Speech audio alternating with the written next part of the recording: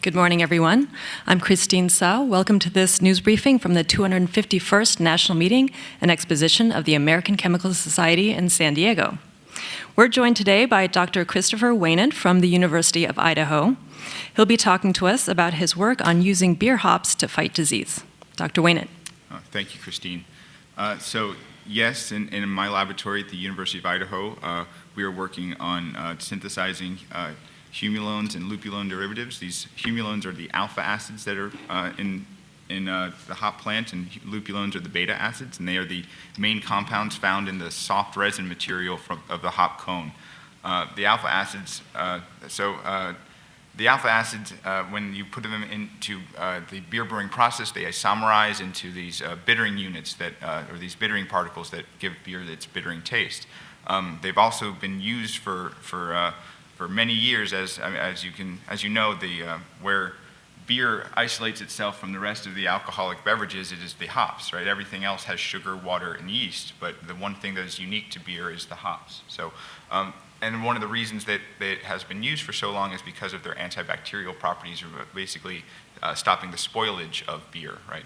So they've always been known to have some type of biological activity, and so a lot of other groups and much research has been done on just using hop extracts and certain specific alpha acids towards health benefits or towards healthcare. And so studies have shown they possess anti-inflammatory, anti-cancer, in addition to their well-documented antibacterial properties. But just because a natural compound is biologically active doesn't mean that it should be a medicine, right? Or that doesn't mean that it's going to be a great medicine. So where we come in is that we are trying to make a new library of synthetic humulones or lupulones that can be varied at specific positions that can make them a little bit more medicinally active, I guess, better for the pharmacokinetics or the ADMET processes. And so that's where we are. We are currently devising a library of these compounds that we hope to have multiple analogs, and we can use for biological testing. Great, thank you.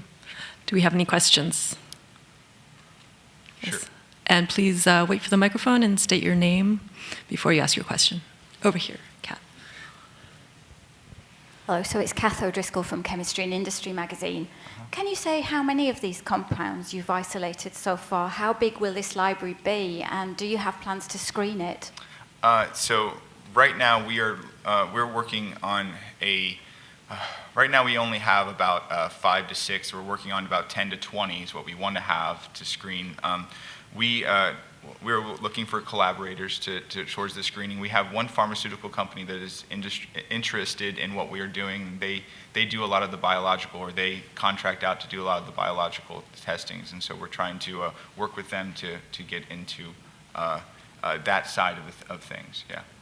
You mentioned also about these compounds in beer being isomers. I mean, is the isomeric structure important to their activity? Very good question. The humulone structure has only recently been determined, even though it's been used for 50 years in the brewing industry, as well as structurally determined, but not fully, X-ray crystal data didn't come out till 3 years ago. So, and it recently switched the stereochemistry at the one center. When you do when it isomerizes, and so I should say also that one stereocenter molecule, the humulone, right, or any of the humulones have one stereocenter, but when you isomerize them, you do actually a ring contraction, giving 2 stereocenters, making it a cis and trans mixture, right? And so there's usually 68% cis and 38% trans. There's a thermodynamic barrier to which one's more stable, right? And so yes.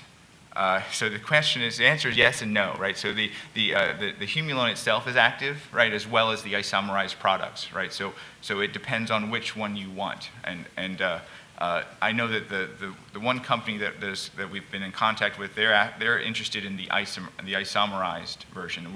We're actually just going after the first the humulone alpha acid with the one stereocenter first.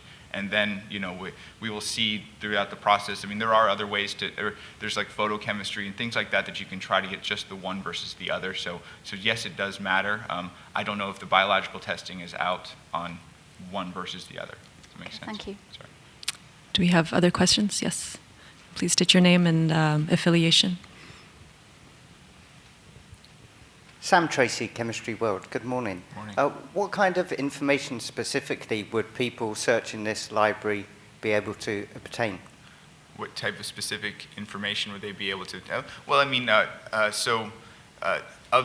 it's right now we're at a 3-step 2 purification process to make these things, and so it's the first step that gives us the most leeway in terms of putting on like either something that's very lipophilic or something that's very you can throw on a group like a CF3 or a fluorine or something that makes the pharmacokinetics a little bit easier to it's a little bit more, I guess you could say pharmacophilic, right? The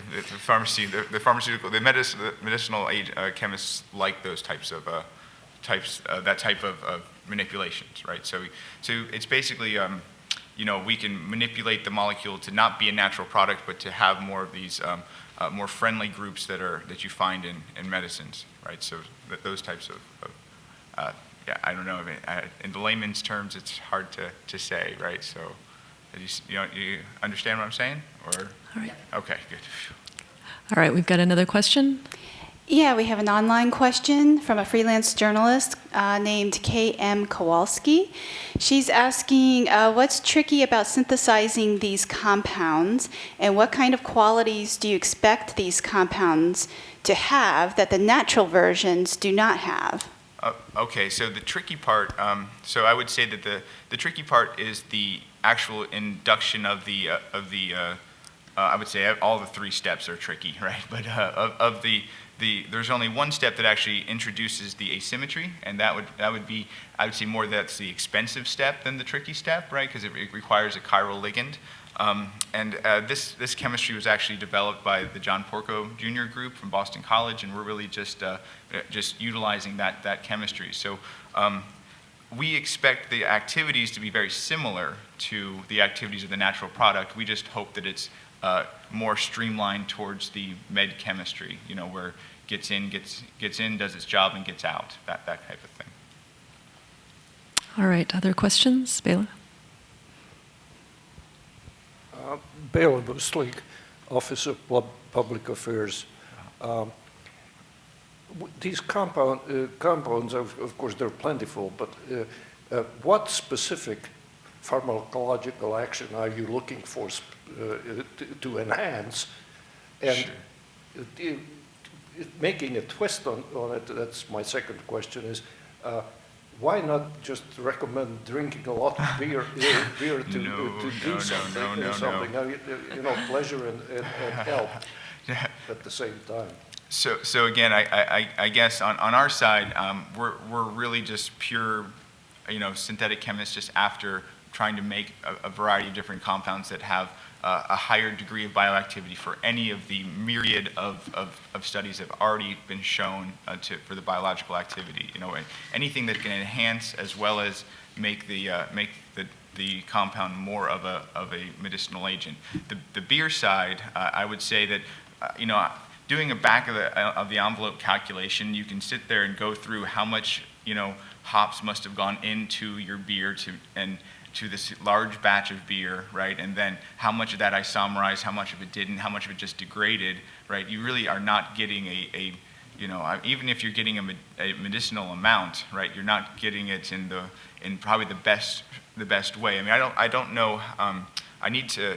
Most of the studies have been done, on cell plates or on, there's not too many of these studies that are already like in phase 1 or phase 2 or anything like that. So I don't know how well they would, how well the biological activity, increases or decreases when you put it into an actual, person, right? So, but we all know there's positive effects from drinking beer, but I don't think that those positive effects are medicinal. Thank you. Okay.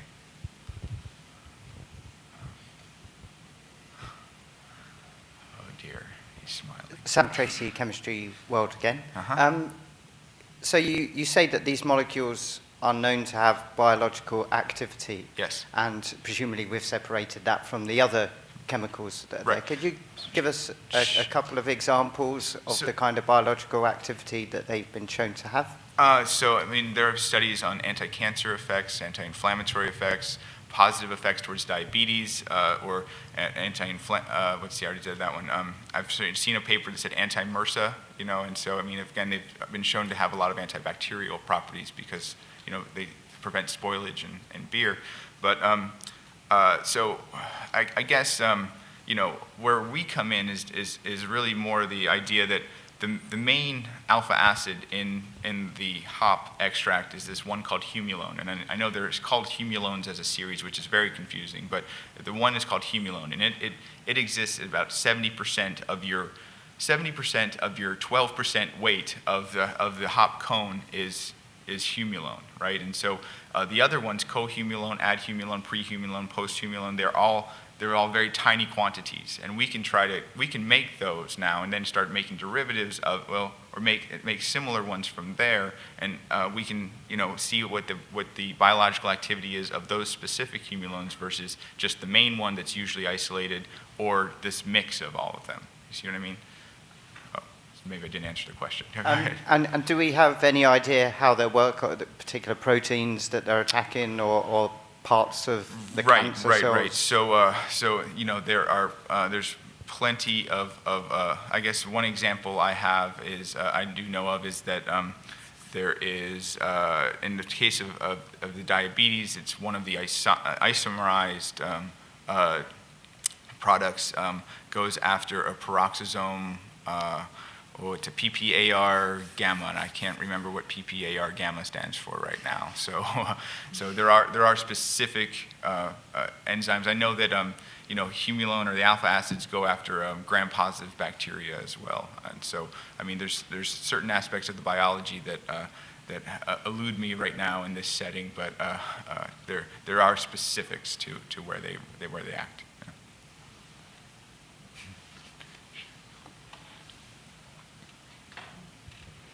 So it's Catherine Driscoll from CNI again. Can you say anything? Have you made progress in terms of some of the derivatives? Are any of the derivatives more bioavailable or better in any way? We haven't gotten there yet. We want to get there as soon as possible, but we haven't gotten there yet. We're still trying to make just the first. We really want to just make the first three, the main humulone, cohumulone, adhumulone, and just have that first while we're making the derivatives. I mean, so fortunately, our initial step, we've gotten to be we've gotten our initial acylation steps on these things to be a very good, I'd say a good yield, but without needing a purification. So we really like that we can scale up. We've already done 20-gram scales, at least the first reaction of this stuff. So we feel like it can be pushed towards. What is the overall yield, just of the three-step process to actually make it?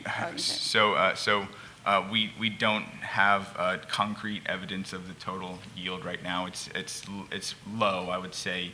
It'll be in the it's the first and two steps kind of cut us down to 40%, and I'd say the third step we're still hovering around a 50% yield or something like that. So it's going to be a low yield, but it's only a three-step process, so it's still not terrible. Right?